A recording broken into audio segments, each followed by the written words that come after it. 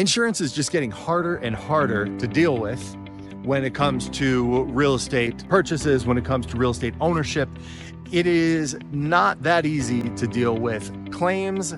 It is more expensive than ever now. We have seemingly more worse natural disasters than we had in the past. I know that here in Colorado, we're having an awful lot of fires and we're having a lot of hailstorms. Those hailstorms are damaging roofs. The fires obviously are damaging entire properties, and it's harder to make claims these days than it was before. I've been involved in real estate for the past 21 years, and I've been a licensed real estate broker for the past 17 years.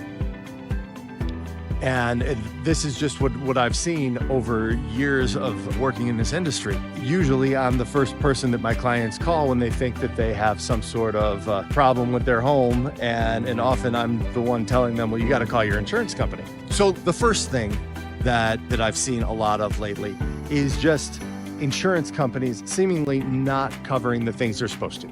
They're coming out, looking at roofs, seeing that the roofs are hail damaged, and then just denying claims. So lots of denials of claims. And then also sometimes you have damage not only to your roof, but also to your paint and to your fence, and you wind up with damage from a hailstorm.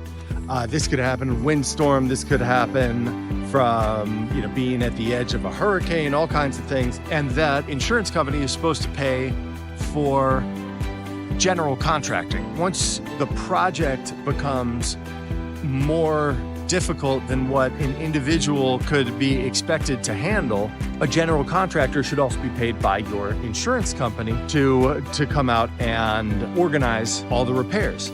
Well, I'm seeing that some of the insurance companies don't want to pay for that kind of general contracting. You might have 8 or 10 different contractors that need to come to your house, and they just want to pay those individual contractors. Well, you've got a full-time job. It's not like you can take the time off, and you don't know whether you should get the stucco repair out before you get the roofer out, and the roofer out before you get the painter out, and the painter out before you get the fence replaced.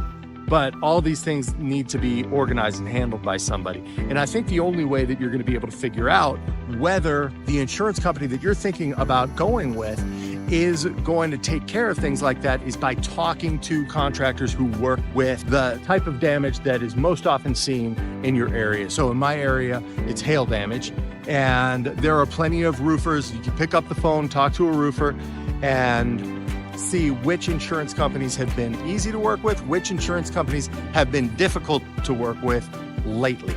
Another issue that we are seeing a lot of is homeowners association insurance.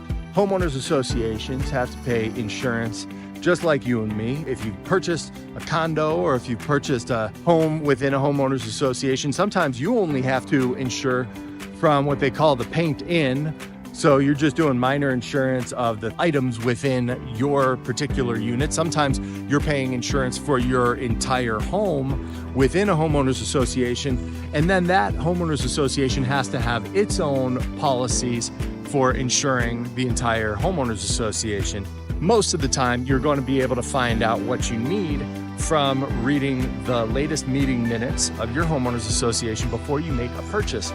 But I think you should go one step further. These homeowners association policies are getting so much more expensive that I think it's worth calling up a member of the board or the president of the HOA board and just finding out what the scuttlebutt is. Who's saying what about the price of homeowners association insurance? Is there anything that we're not getting from the latest meeting minutes? The insurance companies are not all that keen on getting out to properties either. So a lot of the time what this means is that you might be buying a property and the insurance company is demanding an inspection of the property, but they're not going to do their inspection until after you've closed. When that happens, you might have some problems because you could purchase a home. This is something that happens in the foothills here in Colorado, probably more than anywhere else. But you can purchase your home and then the insurance company comes out and they say, well, you need to remove 50 trees. from your property.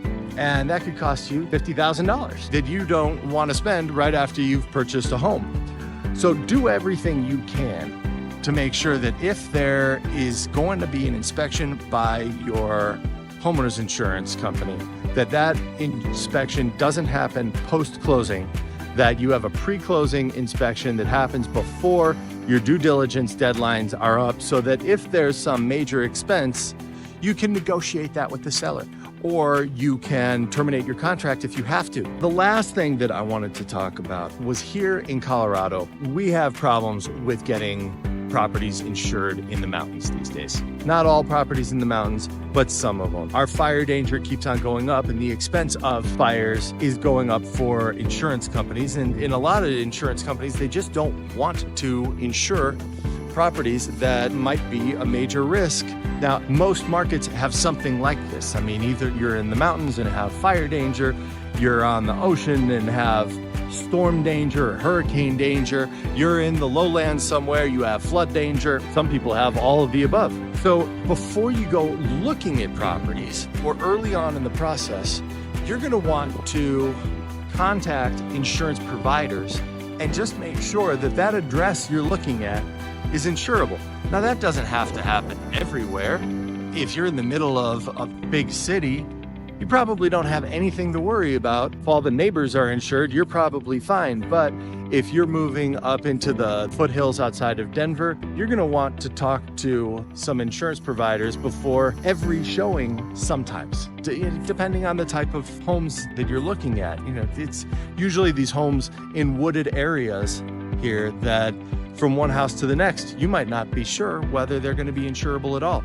And then the same thing's going to be true in low-lying areas and on the sea. They're going to have similar types of problems. So that was insurance. There is so much more. I could talk about insurance for hours, but what I'd rather do is just answer any of your questions on homeowners insurance. So please leave comments, and I will reach out and try to help you out with your answers when it comes to insurance, when it comes to real estate of any type. Here in Denver, I'd be happy to help you out, but I have an amazing network of real estate professionals around the country. If you need to find somebody that I have a personal relationship with and that I can vouch for as a great real estate agent, just reach out to me and I'd be happy to help you find somebody. I'm Eric Sultan with the Sultan Newman Group here in Denver, Colorado. Thanks for listening.